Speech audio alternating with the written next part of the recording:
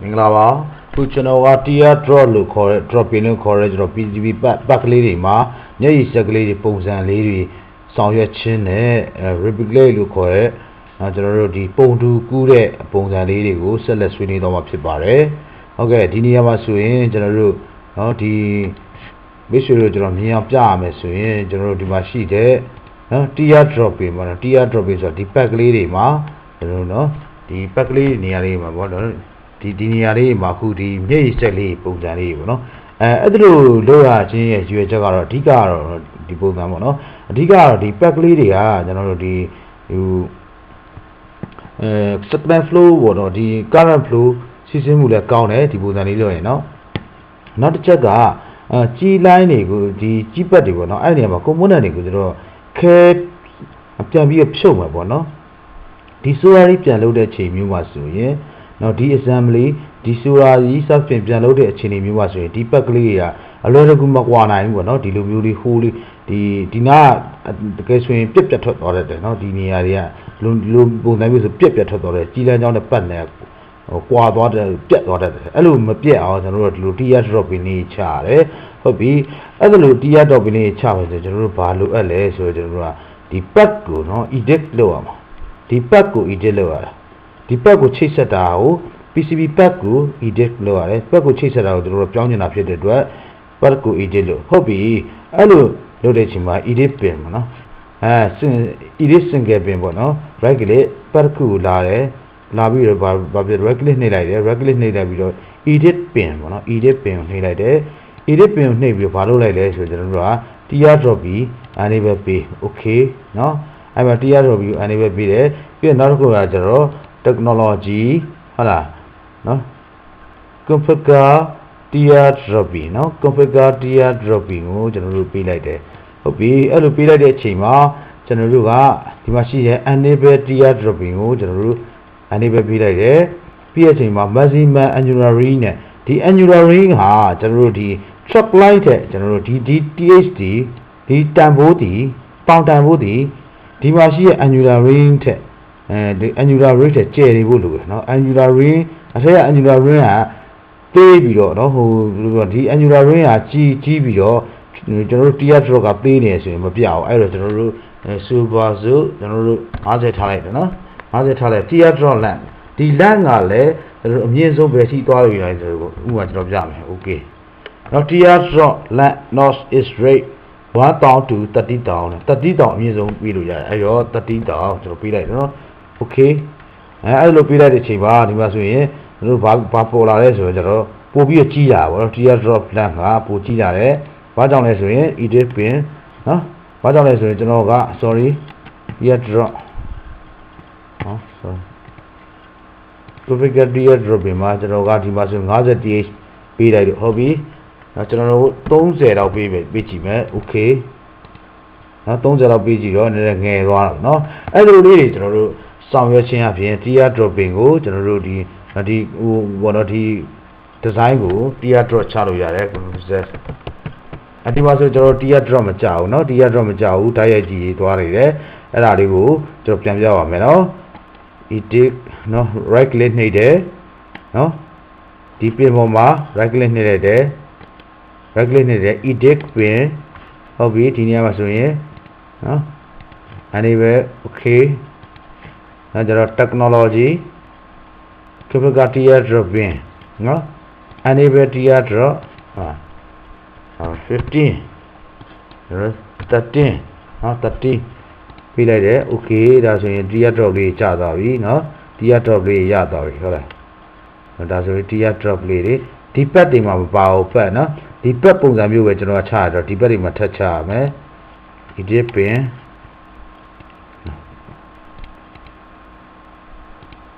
okay technology configure tier dropping enable okay 50 okay ရပြီเนาะအဲ့ဆိုရင် तू ကတော့မကြတဲ့အကြောင်းရင်းကဒီက angular range တဲ့ဟိုဒီ50တောင်ထဲကြီးနေလို့ပေါ့50 th တဲ့ကြီးနေတော့ကျတော့ဒီကောင်တွေတော့ tier drop မကြဘူးဒါကတော့ tier drop ရပါတယ်เนาะအဲ့တော့ tier drop ပင်လေးတွေကိုဆောင်ရွက်ခြင်းအပြင်ကျွန်တော်တို့နေတယ်เนาะဒီဟိုပါဒီ component တွေဒီ ဒီဘောနော်ဟိုချိတ်ဆက်တဲ့အခါမှာဆိုရင်ကွန်ပိုနန့်ဒီ pack တွေကိုချိတ်ဆက်တဲ့အခါမှာဆိုရင်ဒီလိုမျိုးနော်ဒီကွန်ပိုနန့်ပြက်နော်ပင်နဲ့ကျွန်တော်တို့ဒီ track နဲ့ပြက် live ပြက်တဲ့ပြစ်ချက်တွေကိုကျွန်တော်တို့ကာကွယ်နိုင်တယ်နောက်တစ်ချက်က signal flow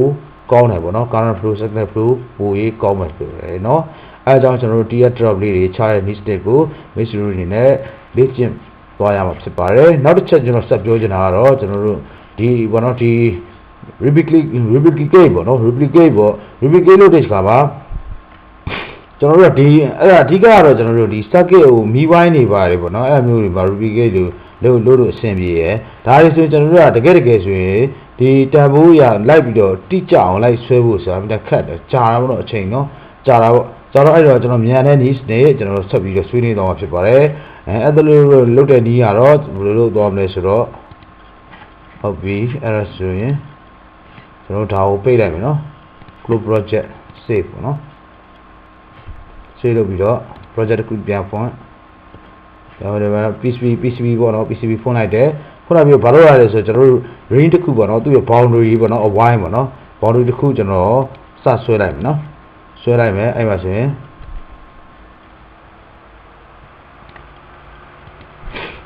အဲ့ဆွဲလိုက်တယ်ဆွဲလိုက်ပြီးတော့ဒီ boundary နားထဲဝင်အောင်ထည့်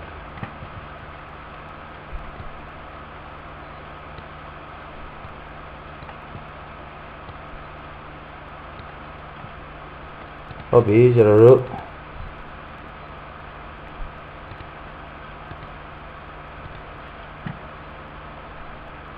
ဒါတော့အဲ့တော့ဟုတ်ပြီကျွန်တော်တို့အဲ့လိုလုပ်မှဆိုရင်ဘာကိုလုပ်နိုင်လဲ replicate လုပ်တာဆိုတာကျွန်တော်တို့ကဒီ pack လေးကိုပဲလုပ်နိုင်တာเนาะခြားတွေလုပ်လို့မရဘူးဒီ pack ကိုကျွန်တော်တို့ရွေးလိုက်မယ်တစ်ခုပေါ့နော်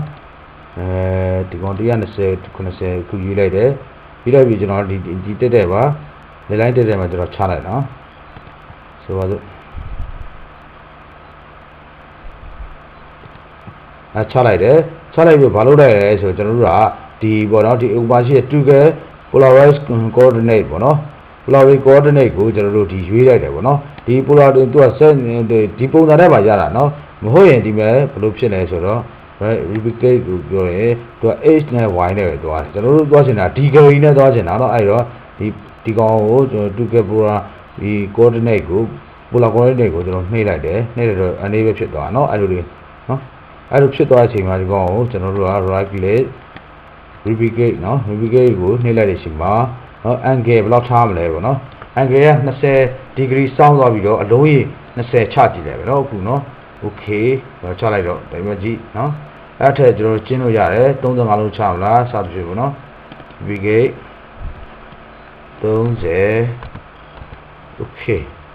30ဆိုလောက်ဖြစ်သွားပြီเนาะအဲ့တော့နောက်ထပ်ချမယ်ကျွန်တော်တို့ replicate 40ချကြည့်မယ် sorry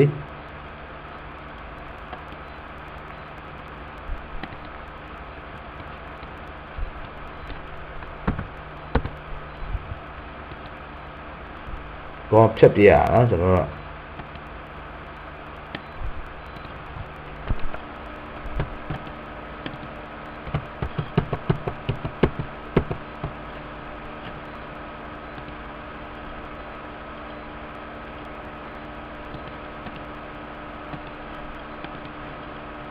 ဒီကောင်ကို35 okay နော်35လို့ချရဲနောက်တစ်ခါထားပါ LED တွေကျွန်တော်ဆင်မဲ့ထား LED တွေကိုဒူဆင်မဲ့နောက်တစ်လုံးပေါ့နော်အဲဆို LED ရဲ့ခြေထောက်ပုံစံလေးကိုကျွန်တော်တက်လိုက်တယ်နော်အဲ့ကောင်လည်းအဲ့လိုပဲ replicate okay ဒါဆိုရင်ကျွန်တော်တို့စုံစာရပြီ LED စုံစာရပြီနောက်ထပ်အကွာဝေးတစ်ခုမှာထပ်ပြီးတော့ဒါတော့တကယ်ဆိုရင်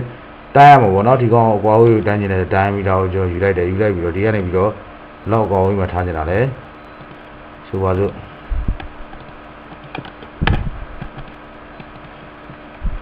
နော်ဒါဆို900900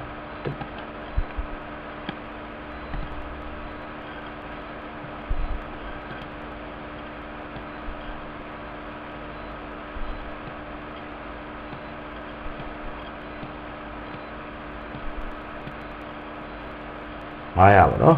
900မှာထားမယ်900 အားရပါထားမယ်ဆိုတော့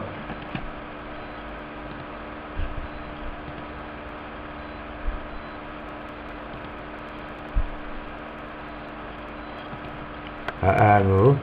လုပ်လိုက်တယ်လုပ်လိုက်ပြီးတော့နောက်တစ်ခါဒီကောင်ကို duplicate okay duplicate okay နော်ရပြီအဲ့ဆိုရင်နှစ်ဝိုင်းရသွားပြီ dark ကောင်းဆွဲလာတယ် sorry ကောင်းဆွဲလာတယ်စံတာထောက်တယ်နောက်တစ်ဝိုင်း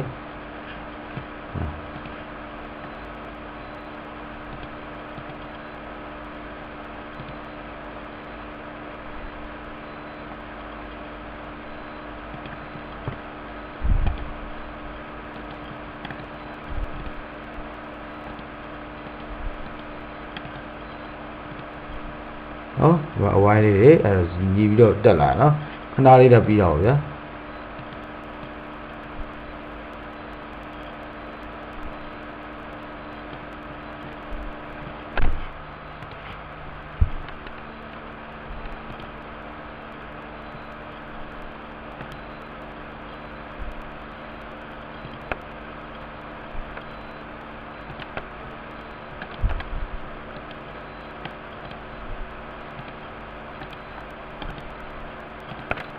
VPK အဲ့လိုလုပ်လာတယ်ဒါပါပဲเนาะကျွန်တော်တို့လို့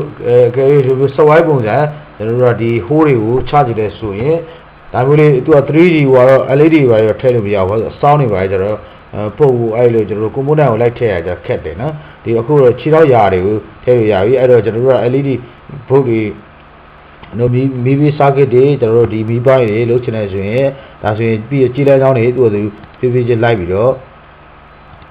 အဲ့လိုပေါ့ဖြည်းဖြည်းချင်းလိုက်ဆက်သွားရင်တော့ရပါပြီเนาะအဲ့ဒါကြောင့်ကျွန်တော်ကဒီလိုပတ်တွေကို duplicate လုပ်ချင်တယ်ဆိုရင်ဒီ sneeze နဲ့တိုင်းလုပ်ရတယ်စောစောပြီးတော့ tear drop ပြီးလုပ်ချင်တယ်ကျွန်တော်စောစောဆွေးနွေးသွားတဲ့အတိုင်းလုပ်ပဲအဲ့ဒါဆိုရင်ကျွန်တော်တို့ဒီ tear drop ချလဲဒီလိုမျိုးပေါ့เนาะကြည်လဲကြောင်းလေးလှလှပေါ်လေးချိတ်ဆက်သွားဟို base လိုနဲ့မြင်တွေ့ရမှာဖြစ်ပါတယ်เนาะအဲ့တော့ကျွန်တော်တို့ဒီ duplicate ပိုင်းတဲ့ကျွန်တော်တို့ဒီ tear drop ပိုင်းကို make sure အနေနဲ့ယခုကျွန်တော်ဆွေးနွေးလောက်ဆိုနားလဲဘောပေါ်နားလဲပဲလို့ထင်ပါတယ်ခင်ဗျာ make sure အနေနဲ့ဒီကျွန်တော်ဆွေးနွေးသွားတဲ့အကြောင်းအရာတွေကိုလေ့ကျင့်ပြီးတော့เนาะကျွန်တော်တို့ဒီဆွဲရလွယ်ကူအောင်လေ့ကျင့်ဆောင်ရွက်သွားမှာဖြစ်ပါတယ်ကျေးဇူးတင်ပါတယ်ခင်ဗျာ